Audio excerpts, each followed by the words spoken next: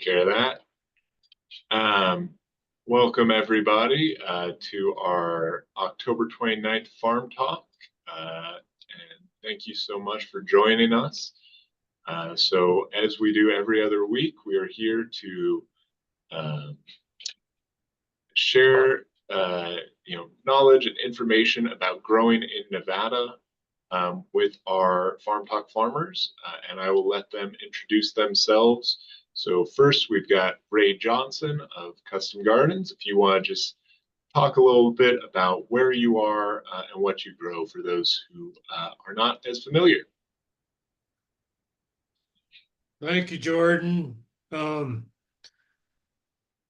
Our farm location is in Silver Springs, Nevada, about 50 miles southeast of Reno. I consider it a banana belt, except for this morning. Pretty chilly out there, wind's blowing. And we've been here 36, 37 years now. So that's about it to start with this morning. Thank you. Fantastic. Thank you, Ray. Thank you so much for joining us. And then Rob Hawley at Hawley Family Farms. Our farm is in Dayton, Nevada. We're about 13 miles east of Carson City on the bench, just a couple hundred yards south of the Carson River. We have all the extremes here, lots of wind in the summer. It's hotter than Fallon, and it's colder than Carson City and Washoe Valley. It's windier than Washoe Valley. It's really it's a pretty inhospitable place, but we like it here. We've been here. My family's been here since 1970.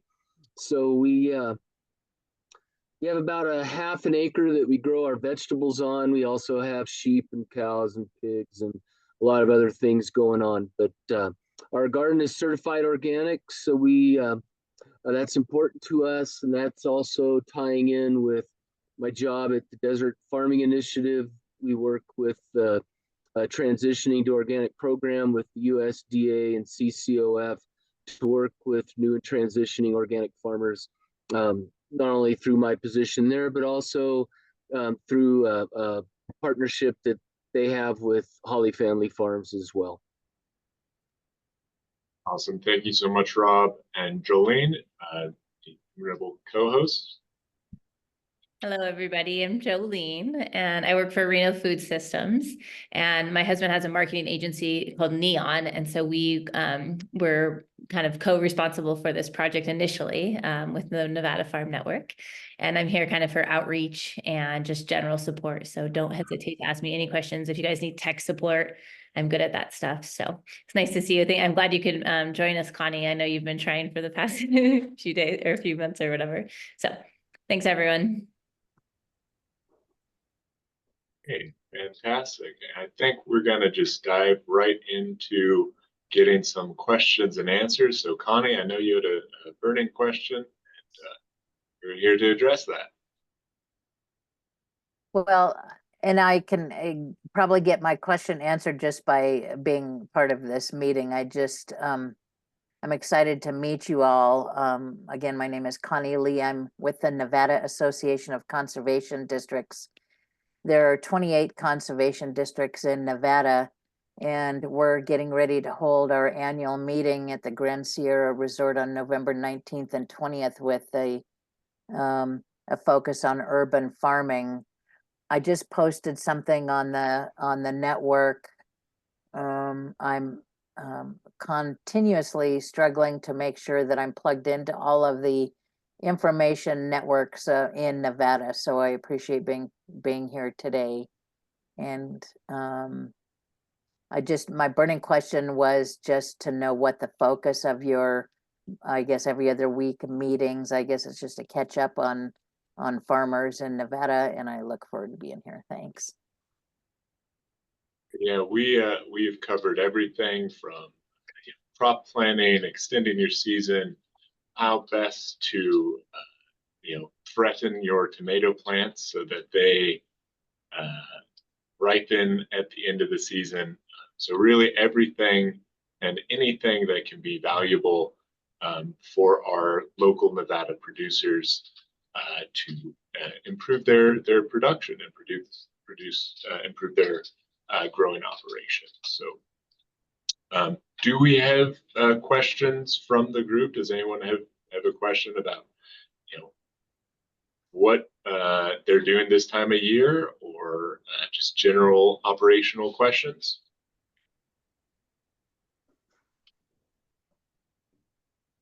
If not, I'm happy to. Oh, Diane, perfect. Go ahead, Diane. Hi, well, this is my first meeting, so I don't know if anybody's addressed this, but with this last high heat, I seem to have lost at least 3 of my fruit trees. I have a small backyard farm on about an acre property, and I noticed what Gilcrest Orchard also lost. I'm based here in Las Vegas, and it was the peaches and one of our pluots. So I'm curious, did other people lose them from the heat? Did they determine it was watering, or was it, a combination of heat and insects?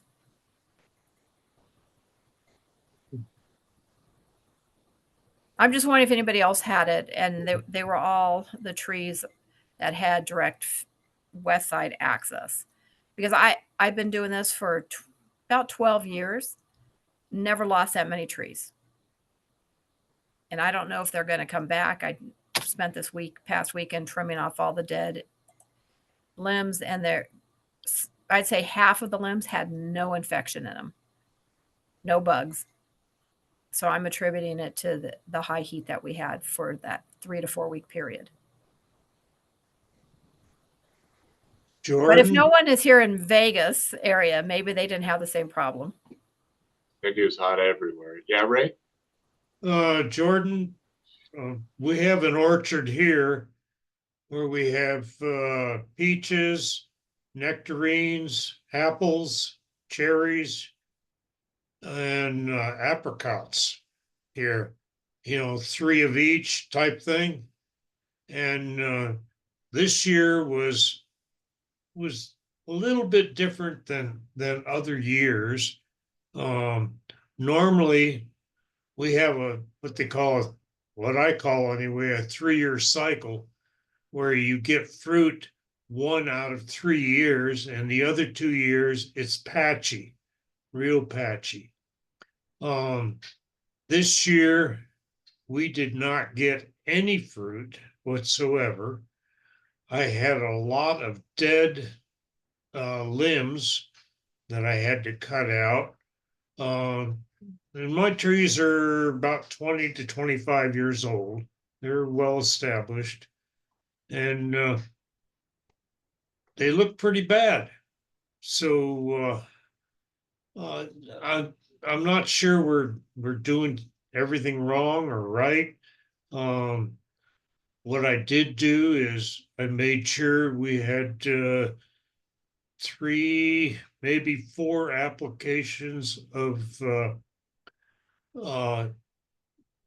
from February on until blossom time.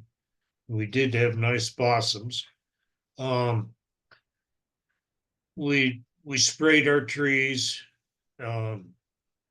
with an insecticidal spray, and organically, everything by the book. And so I did not have disease as such this year, like I have past years. You get a little bit of disease here or there, and you have to treat that and move on. But we had the blossom, which was excellent. Had the bees, which came in and did their thing. And then I'm not sure what happened, but we did not get any fruit this year. And I was just kind of chalking it up to, the 3-year cycle, but wasn't exactly 3-year cycle. It's kind of, thrown that off. So anybody out there with small orchard that did not get fruit this year, I think the best thing they can do is make sure they trim off the dead limbs and go ahead and come spring treat your trees to where you can combat the diseases and the little flies and all of that stuff. I'm trying to think of what we use on it. Monterey. Oh, can't think of the name of it without looking it up. I know It's our somebody in help our me there. orchard, they talked about spraying the trees white. I think it was a calcium oxide to increase the reflexive of it, and that was beneficial in high heat. Sorry, Rob, did you have something you were going to add? Yeah, I did. It's been many, many years ago. I was a park ranger at Floyd Lamb State Park, and there was an old orchard there behind the historic area that had been neglected for many, many years. It's really not far from Gilcrease. And I just was really taken back. Of course, I'm from northern Nevada, where hot is not southern Nevada hot. And I was taken back by the heat and the dryness and the wind. It was like a blast furnace. And we did a lot of work to bring that orchard back. Now, of course, this is 1990. I have no idea what it looks like now. And the trees were very, very old even then. But I couldn't believe how much water they took during those dry periods, those hot, dry periods. And I fast forward to this summer here, we have a lot of fruit trees. My father-in-law has fruit trees in Carson City. And then we have a lot of regular deciduous trees, different varieties here on our farm. And this summer it reminded me of that summer in 1990 in Las Vegas. And it was really, really difficult. And I think what happens also is that, and I don't know if there's a place, I would hope that your extension office can point you in the right direction, or some of your other fruit growers. But there might be some places where you could send some tissue samples, leaves if you still have them, and branches from those trees to see if there's any bacterial or fungal issues going on. But I just know that even this fall, 2 weeks ago, was still in the mid to high 90s here. And it's just really been unusual. And it's put the annual plants and the perennials and the trees under a lot of stress. And so I think there's probably a correlation there with the climatic stresses this year being extraordinary. But I would look for a lab or somebody who's there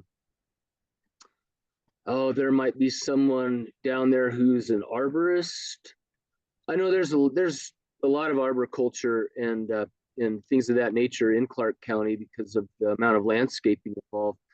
I just not sure exactly where I would have you go, but I would find someone who can help you with some tissue sampling and see. But I'm sure it was exacerbated by the crazy weather that we've had. We've had it here too.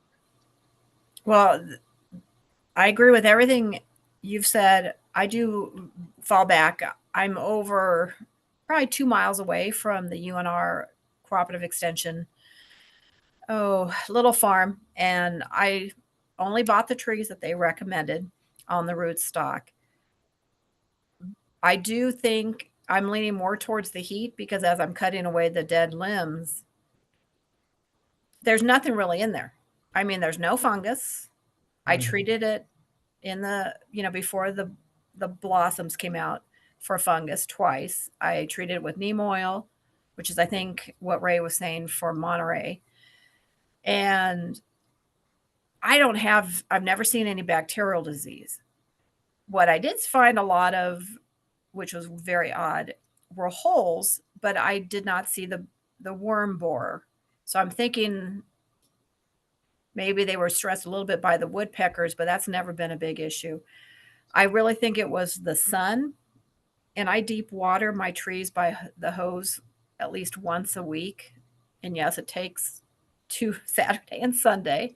I only have 36 trees, but I've got at least 1 or 2 of each variety, from the pluots, the plumcots, the apriums, peaches. I just let my nectarines die. I'm tired, except for one tree. I'm tired of dealing with all the insects, because after the blossoms come out, I do not spray again.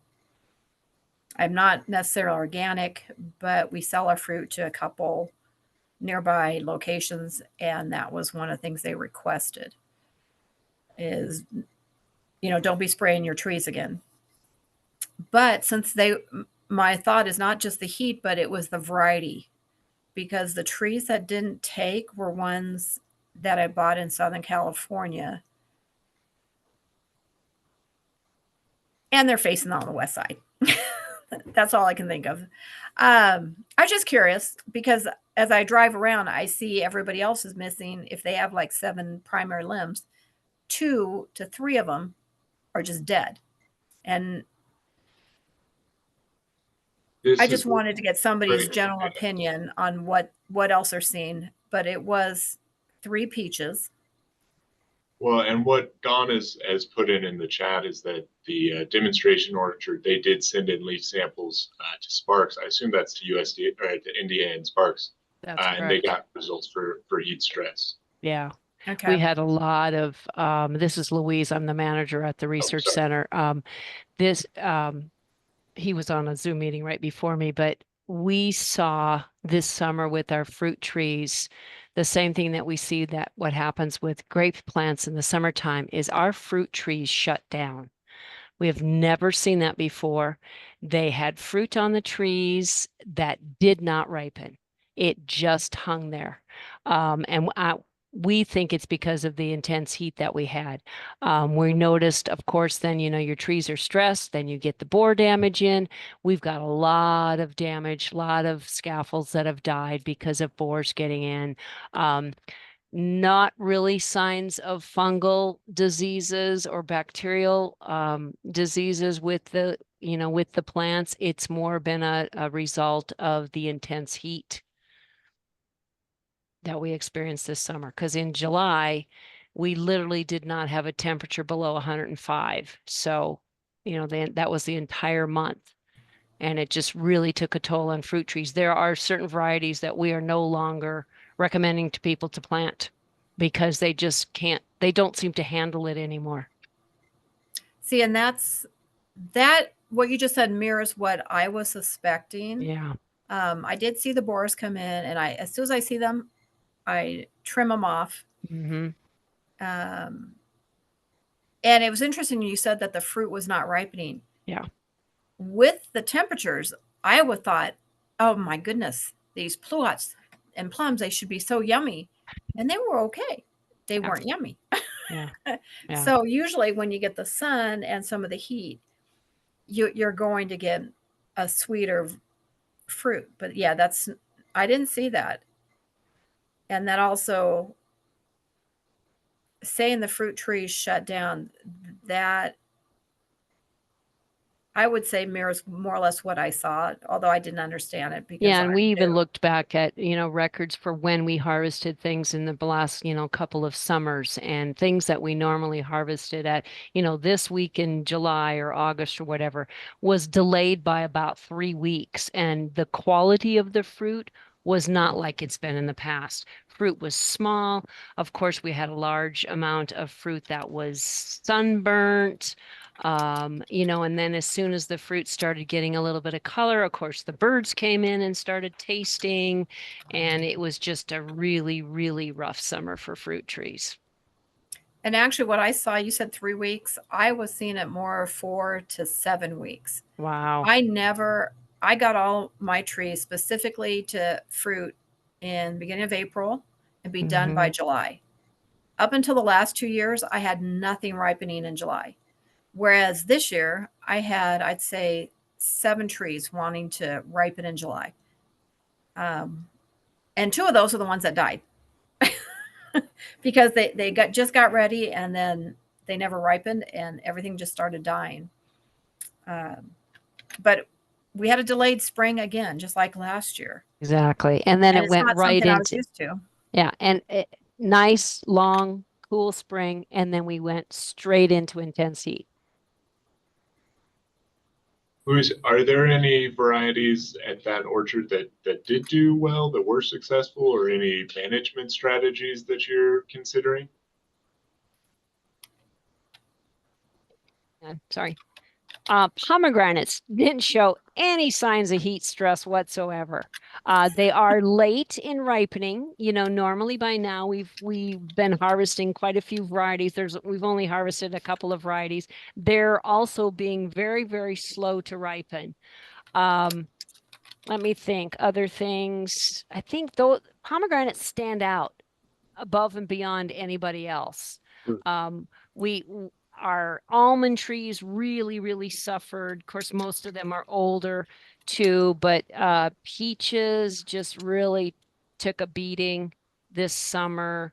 Apricots, we've kind of been struggling with our apricots anyway. But plums and pluots, not a lot of harvest each year, although we weren't expecting it because we did some pretty deep pruning in the winter, so not really expecting that. I'll be anxious to see what happens this next summer because the trees basically, like the plums and pluots, basically had a year to kind of rest and recover, and we'll see. And health-wise, quite a few of the pluots look pretty good. So I will say with what we found, Abrams, bar none, no problem. This was a bumper year. I didn't have any die off. When Ray was saying he didn't really get anything, he had blossom set. Ray, I routinely out of my 36 trees, every year I can count on 5 to 7 of them because we get winds, we get a cold down, we get not a frost, but close to frost. This year, every tree produced for us. But normally, I'd say about 10 to 15% of my fruit trees here in Vegas have an issue. And I live on the northwest side. So I get a little bit more of the cold. I had no problems with the apriums. Apricots are fantastic. I have an early ripening white nectarine. Honestly, I bought at Home Depot. I'm not really certain the variety, but they're wonderful. And they ripen at the same time as the apriums in early spring. So it's done by usually end of April, early May. But yeah, all the peaches. I have white peaches. I have a tomcat. I think that tree is going to survive. But extreme heat of this last summer, you know, the projections are that is going to be the normal. So finding those varieties that are going to be able to survive there definitely seems like something we're going to have to be considering more and more of. So you want varieties that basically ripen in the spring and not, if it says for California, they're going to ripen in June or July, you're going to want them to not buy them because ours will always go in a month, take a month longer because we're just colder weather. Anyway, I'll lower my hand now. You know, it's much the same for most plants actually. Conservation forestry, when you're looking for cottonwood seedlings, you pick similar latitudes and elevations for your seed sources. For vegetables, for fruit trees, And I think the challenge that we've all faced, we had varieties of vegetables in our garden that we've grown for over a decade that produced zero fruit, peppers in particular, until the weather cooled down to a more historic normal later in the summer. The and as Jordan was saying, the indicators and the recent history are such that there's really no realistic expectation that our weather is going to go back to resembling what it was 5 or 10 or 15 years ago. And so the lessons, whether it's fruit trees, vegetables, hay crops, grain crops, are very similar also, that struggled in certain places this summer because of the heat and the dryness. Those are lessons to take forward and looking for varietals of any crop that are going to be more successful where we are, which is becoming increasingly harsh in the summertime. And you have, and having lived in southern Nevada, it gets cold down there in the spring. It can get cold in the fall. So you have, especially as you get closer to the spring mountains, you have a lot of temperature fluctuations when you're out on the edge of the valley there. And so, yeah, this is something, doesn't matter what you grow. I think that being mindful of varieties that do well in increasingly harsh conditions is going to be something that's necessary for success in the future. And I actually just found on my computer, it was the Arctic Star White Nectarine. Bar none, that particular nectarine overproduces every year. I haven't lost a single year. The beetle borers do like it. And it's on the rootstock. I have number 12. I don't know what that means because this is dating back 15 years ago. And I know the white Babcock white donut does really well out here. And the Persian green plum, which evidently no one likes except my family. Trying to sell a green plum is difficult because people think they're not ripe. But that tree is always prolific. Needs and it grows education, consumer education there. I, as a mom, I personally think it's the best one that you should get if you have kids because it doesn't stain and the kids like that. It doesn't squirt juice everywhere. So little kids like it. Does anyone? I do have one general question for everybody, and I don't mean to take up everybody's time, but I didn't know that this forum existed. So I have the Palm Wonderful. And then I had another white one, which I couldn't find the name of, but it was the white seeds. Oh, it's ambrosia, I think. Anyhow, it has white. It has very minimal seeds, and it has a white interior. They were side by side. I just finished harvesting everything in the last 2 weeks. It took me over 2 weekends. Most of the Palm Wonderful was like a light pink. So did I harvest it too early or did they cross pollinate and I got stuck with the white pomegranate? Because I make jellies and my jelly this year is going to be a light pink. I'm just curious. Our wonderfuls have all been a pale pink, and the majority of our wonderfuls are not ready to harvest. The sweetness isn't there. The acid is there, but not the sweetness. So we haven't harvested hardly any of the wonderfuls yet, which is unusual. Well, yeah, I had to because basically I lost half of the fruit to the birds. And so I figured they all got to be ripe. And because I didn't trim a whole lot this year, because last year I had some surgery, so I didn't get to all the trees. They were shaded. So a lot of them that were in direct sun turned bright red. The rest of them were pale. And I never harvest this late in October. I usually harvest in September. So I'm amazed that you're saying they're not ripe, which kind of goes along with what I'm seeing. Or it's just one of those weird years where maybe the pomegranates aren't going to ripen anymore.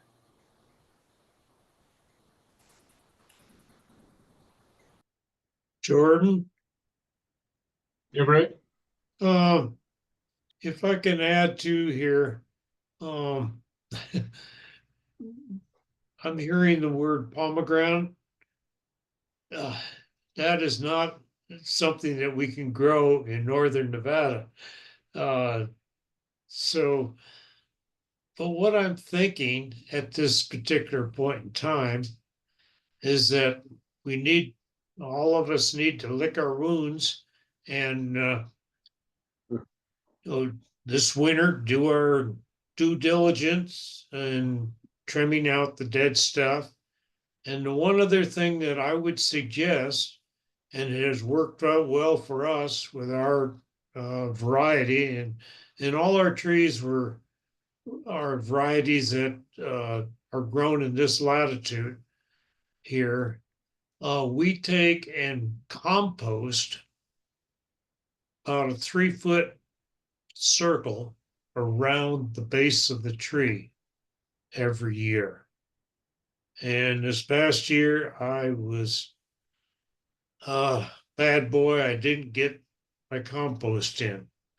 And but the years that we've had, put our compost in around the tree, our trees have been very, very healthy. It's been one of those things that has worked here in northern Nevada for these varieties that we have here. And again, licking my wounds and promising I'm going to do something different next year. Well, I do compost every year. I don't know how thick you put it. I usually have the compost out to the end of the branches, and I still have to do one more fertilizer, and then I'll do 2 in the spring and then nothing for the rest of the year. I mean, once they blossom out, I don't fertilize. Maybe I should be. I'm curious on that one too, what everybody else is doing.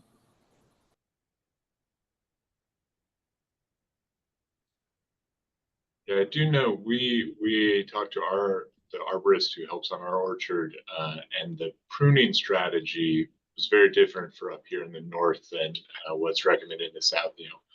Prioritizing having more openness to be able to, when you're in some place that wants more sun, it's a different technique than some place where you're trying to protect the fruit by having it grow more closely. Great questions, great discussion. I don't think we've talked about fruit trees on one of these before, so that was really terrific. Do want to just kick it around and see if anyone else has another topic they'd like to lean into, especially Jesse or Monica. So for everyone else, Jesse, Monica are our farm apprentices here at DFI. So I'm really glad they can be here. And so if they have any questions or if anyone has a topic for fruit. I mean, I do have a question, and I want to get multiple opinions on it. What would you guys say is the biggest challenge facing the new generation of farmers? And if you could tell all of these new farmers going into the industry, what would you tell them? What do you want them to bring to the industry? What do you want them to change? Yeah. Fantastic question. Thank you.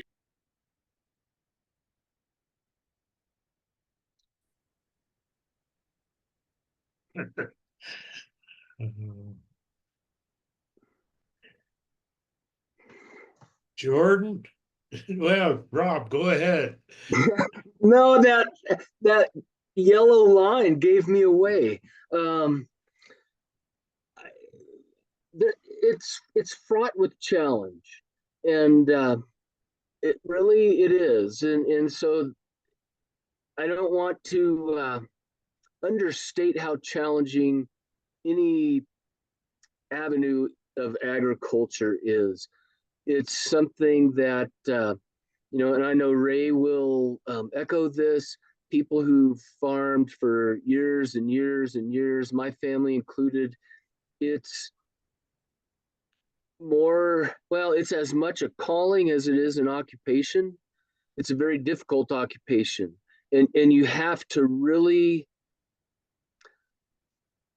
overall like doing it because it is very challenging. And I think that's the challenge is understanding that a 40-hour a week business model doesn't really work when you're in production agriculture. And it doesn't matter if you're raising cattle or sheep, or if you're a hay producer somewhere. You know, that saying, make hay while the sun shines. It's not just while the sun's shining, it's seasonal. You know, I know when you're putting up hay, you hardly sleep for weeks at a time. And then while the next crop is growing, you get a little bit of rest and you fix the equipment that broke so you can do it again. And you do that 3, 4, or 5 times a season. Calving season, uh, going out at night to put frost protection on when your alarm goes off on your temperature thing because it's colder than you expected, and knowing that if you sleep and you don't get out of bed, you're going to get up to black squash and tomatoes and whatever else the next morning. So I think that is probably one of the things I would say is that, and I love all that. I live for that. I really enjoy the face-to-face interactions with customers and farmers and other people, and it's all a part of it. And if those hardships don't, and dealing with them doesn't give you some sort of satisfaction, it may be a challenging occupation to stay in. And so I think that's one of the biggest challenges for a lot of new farmers is understanding that going in on how physically and emotionally and potentially financially being a farmer it actually is going to be. But there's a lot of ways to make it work, and there's people on here. I can see some names there that have made it work and that are making it work. And it's just something that it is. It's as much of a calling as it is an occupation. Um, One of the biggest challenges is finding a place to do it and the water with which to do it. That's uh, that's a continual problem, and it's not just in the Sparks area. That problem is everywhere when you're dealing with increasing land prices, decreasing availability with the cost of water. Um, there's a tremendous amount of opportunity available in urban and suburban markets where your water's not doesn't necessarily have to be water righted, but you have to pay for it by the gallon. Somebody owns the water rights for it, and you pay them for it. So there are a lot of challenges, and water is a big one, and water is a huge one. It took us several years when we left family property to find a place where we could continue to do what we do, primarily find a place that had the water rights available to farm. And we're grateful that we did and thankful for that. But water and land are big challenges. But bringing that desire to work with customers and farmers and teach people and understanding that it's really hard work, but it's very satisfying. That's important to cultivate that.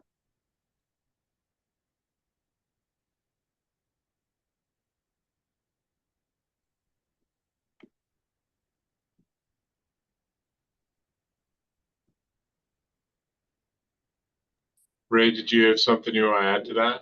Yeah, is this yes, this is Brian. I'm in Spanish Springs. Just in my third or fourth year maybe. And I think knowing your rights, understanding the policy is really important because you're going to have to exercise them at some point, or you're going to have to educate someone about them to make sure that you're allowed to keep doing what you are. I think understanding your rights and understanding that you're going to have to use them at some point and leverage them to keep doing what you want to. Sustainability doesn't just mean the agricultural definition of sustainable. You also have to be sustainable as a business. You've got to be able to produce profit and return and making sure that your costs aren't sinking you. I've had a great time here in my past 3 or 4 years. I'm looking forward to taking that experience and starting over. And it's there's a lot of failures, but it's been worth it. Being independent, being able to work for yourself and what you produce, and following your own kind of passions, being passionate about it, understanding the policy and keeping it financially sustainable, I think are the 3 big ones I would stick on. Sorry, I'm jumping around a lot.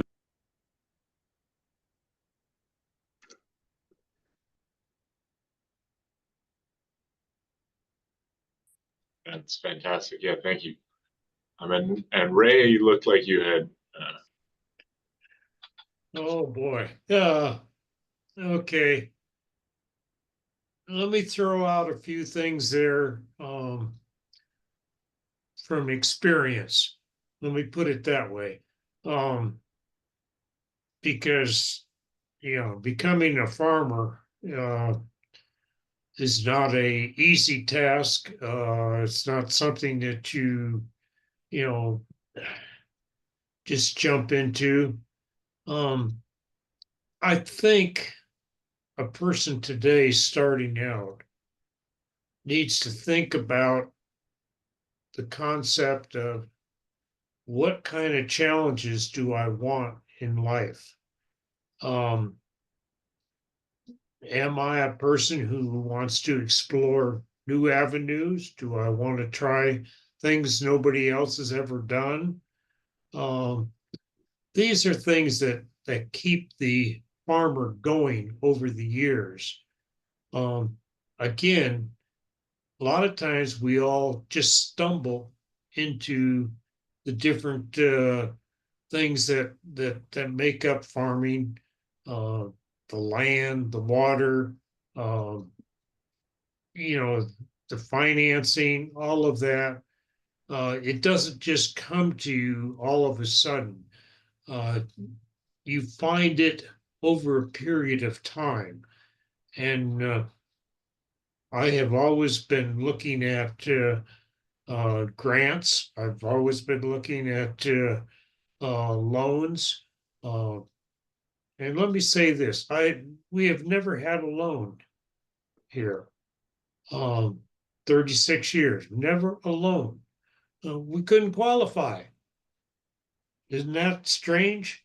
Except, this morning I got a phone call and they were offering me $150,000 worth of credit. And, you hang up on those calls. But what we did over those years is we always kept trying to think outside the box, not the standard. And it was kind of a frustrating thing over the years because the different programs that the different agencies in the beginning we didn't qualify for. And that is very, very frustrating.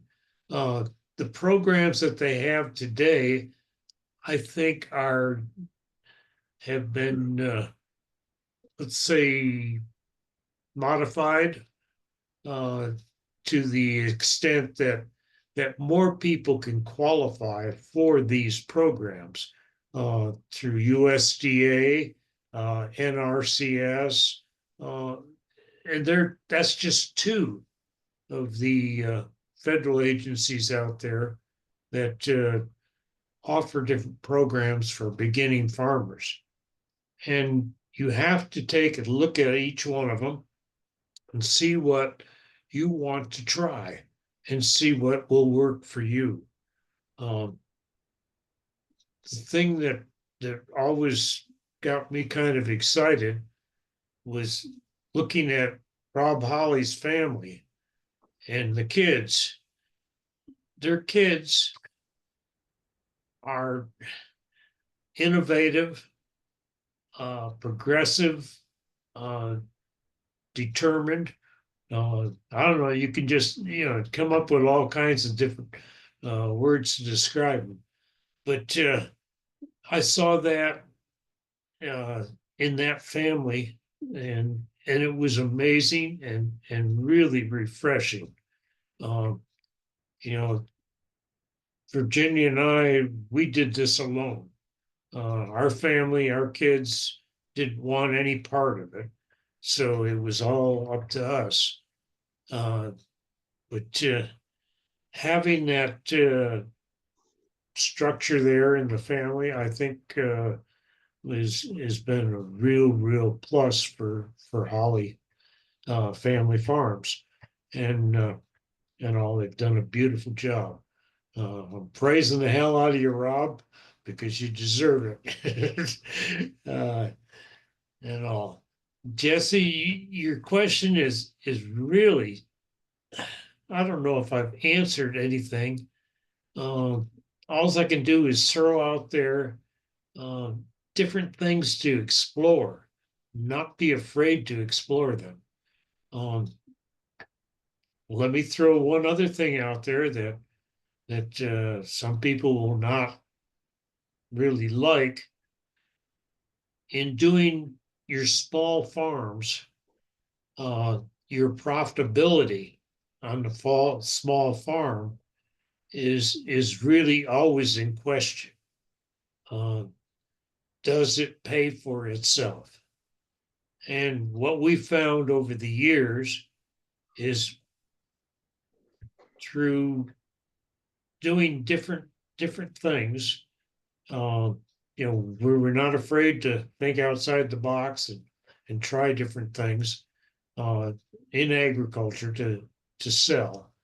And what we found was the farm, yes, it can pay for itself. But, and I hate buts, what we did find is I had to do something outside the farm to pay for the insurance and, the big ticket items that cost you $1,000 out of whack or more. The small stuff, up to $1,000. The farm seemed to always gut it out and pay those bills. And the starting out farmer today, look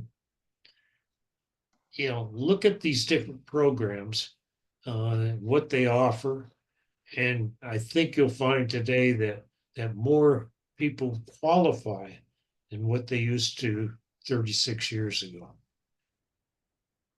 I hope I've given some words of advice or something that's worthwhile, Jesse. We'd like to talk to you more, one-on-one. Yeah. Love to have you come here to the farm. Thank you. Thank you, Ray. Fantastic answers. Well, I think we have time for maybe one more topic. If anyone else has something they want to broach for the group.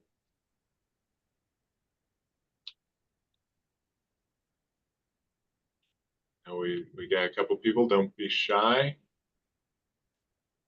I'll share just a fun, it would be totally a home gardener trick, not something that anybody on a larger scale could do, but because I seem to live in a frost belt versus Ray's banana belt, in my greenhouse, I decided to take, because we've been below freezing overnight for the last month, so I decided to take my walls of water and put it around the tomato plants and some basil plants and stuff like that. And it seems to be keeping the greenhouse warm enough that my basil is still alive. Mm-hmm. Yep. Sure will. Wall of waters are great. Definitely not something you could use on a large scale farm, but it's nice to have basil still growing. very, very well put.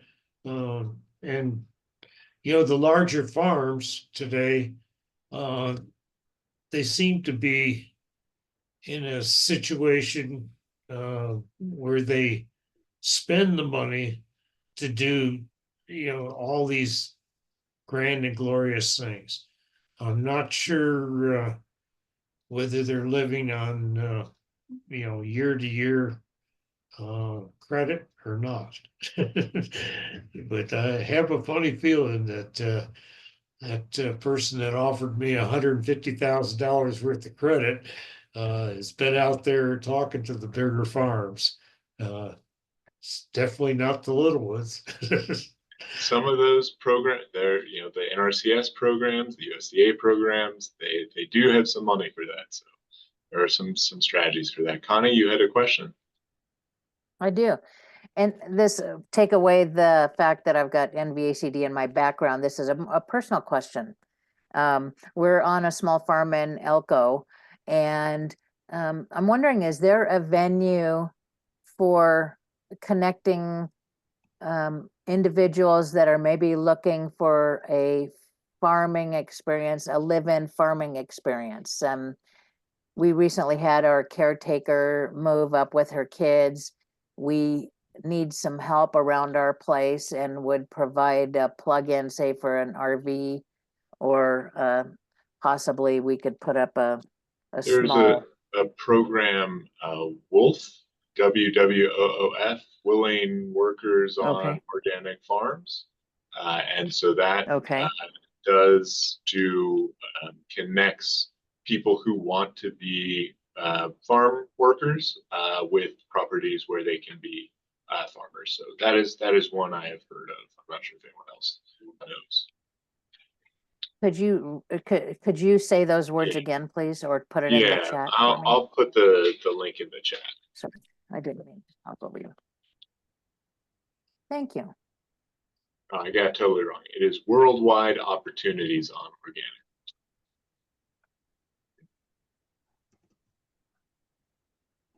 While I'm doing that, if anyone else has any last questions, still got a couple minutes.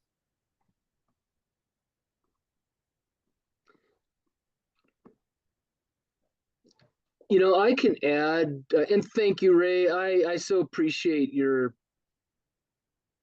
kind words about my family, and that's one of the things that I've really taken a lot of great joy in, is farming with my wife and my children, and with my dad and my grandpa. That was a motivation for me.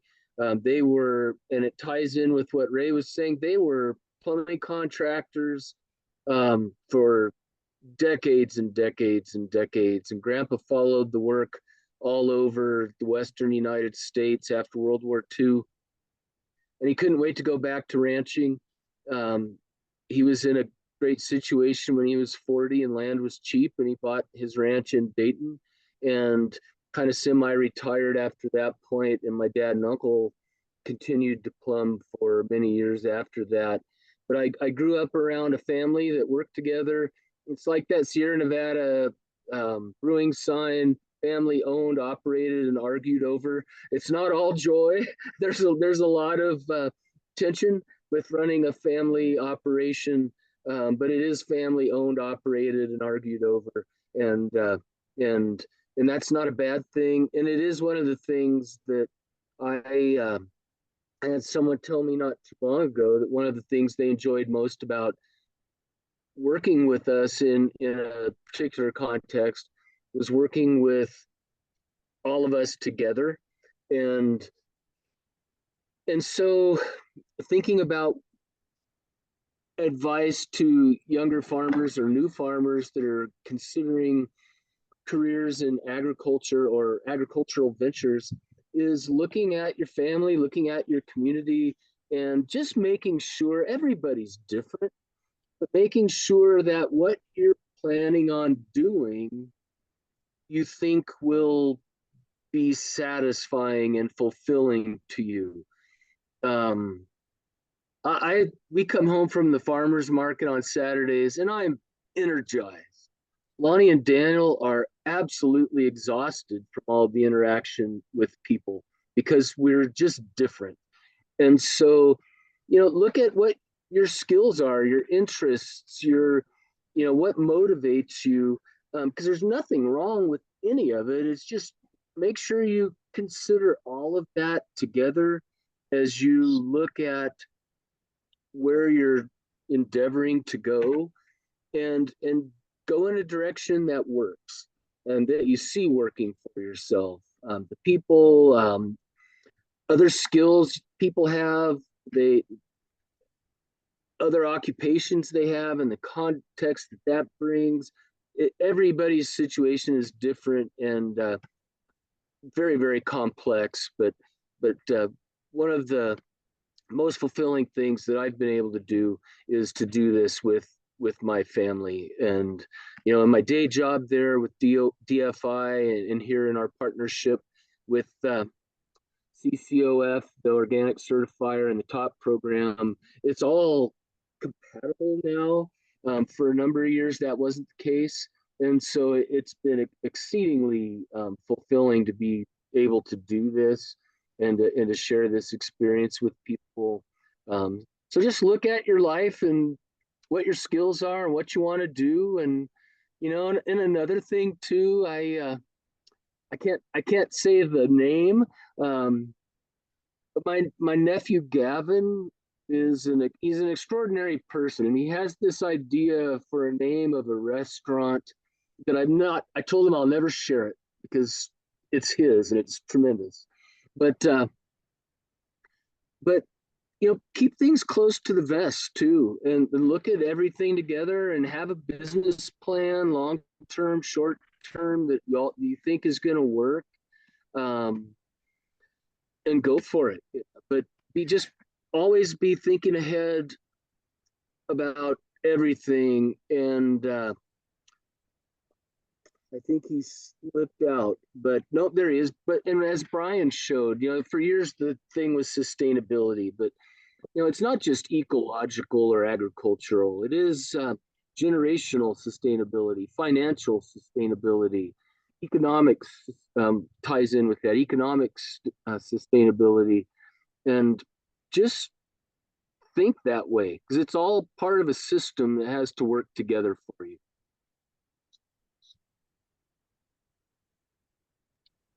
Definitely is. Thank you so much, Rob, Ray, and everyone for joining us. It's been one of my favorite